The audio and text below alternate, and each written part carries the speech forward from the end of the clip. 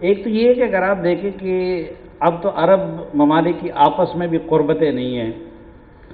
بلکہ ان کی عداوتیں ہیں، لیکن جب عرب ممالک کی آپس میں قربتیں تھیں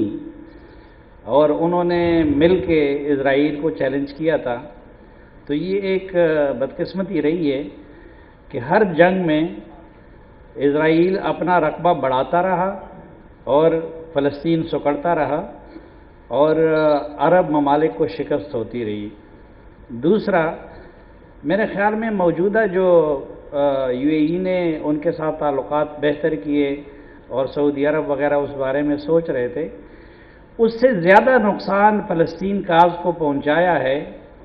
ایران اور سعودی عرب کی لڑائی نے، کیونکہ عرب دنیا میں ان دونوں کی پراکسی وار کی وجہ سے اسرائیل کو فائدہ پہنچتا رہا اور عرب ممالک کمزور ہوتے رہے، اور ابھی بھی ان دونوں کی ایک دوسرے کے اوپر معذرت چاہتا ہوں کہ آپس کی دشمنی اتنی زیادہ سوار تھی کہ وہ امریکہ سے تو تعاون کر لیتے، وہ اسرائیل سے تو کر لیتے، لیکن ایک دوسرے کو ہاتھ ملانے کو تیار نہیں تھے۔ یہ تو شکر ہے کہ ایک لادین چین کا ہم سب کو مشکور ہونا چاہیے کہ اس نے درمیان میں پڑھ کے ایران اور سعودی عرب کے درمیان کچھ تعلقات کو نارملائز کیا۔ اور پھر ابھی یہ بھی حقیقت ہمیں تسلیم کر لینی چاہیے کہ عرب ممالک بھی اب عرب قومیت کے اس سے نکل کے نیشن سٹیٹس کی طرف جا رہے ہیں، لیکن ہمیں تھوڑا سا جذباتی ہونے کی بجائے یا جذبات سے کھیلنے کی بجائے، ابھی مجھے احساس ہے کہ کس بات سے تالی بجے گی، کس بات سے جو ہے لوگوں کے تھوڑا سا موڈ خراب ہوگا، لیکن کوئی کریٹیکل انالیسس بھی ہمیں کرنا چاہیے کہ ایسا کیوں ہوتا ہے۔ مثلاً کیا اسٹریٹجیکلی اس وقت حماس کا یہ اقدام درست تھا؟ یہ اپنی جگہ پہ، مثلاً یہ وہ جنگ ہے کہ جس میں بچے اور میڈیا پرسن، جس میں مرد خواتین دونوں شامل ہیں، وہ سب سے زیادہ تعداد میں شہید ہوئے، لیکن میں اگر کسی طاقت کو چھیڑوں گا تو پھر اپنی استعداد کو بھی مجھے دیکھنا چاہیے کہ مجھ میں مقابلے کی کتنی استعداد ہے۔ اور پوری طرح جو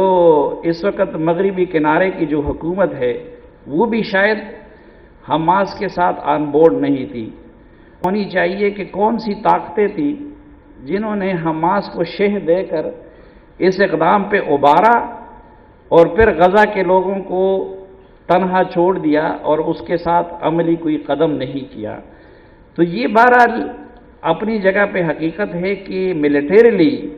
کوئی عرب ملک اس میں نہیں کودا، لیکن ڈپلومیٹیکلی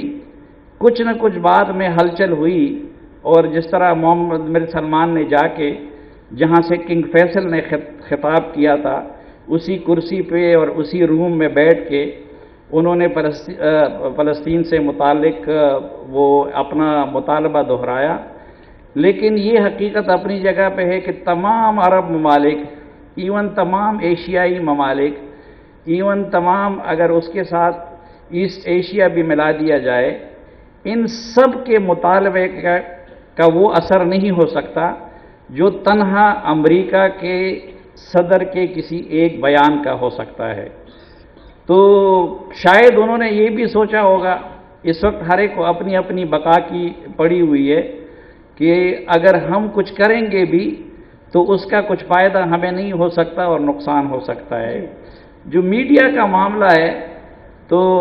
ایک تو میڈیا کو واضح نہیں کیا گیا ہے کہ میڈیا سے مراد انٹرنیشنل میڈیا ہے، پاکستانی میڈیا ہے، عرب میڈیا ہے، کیا نہیں ہے،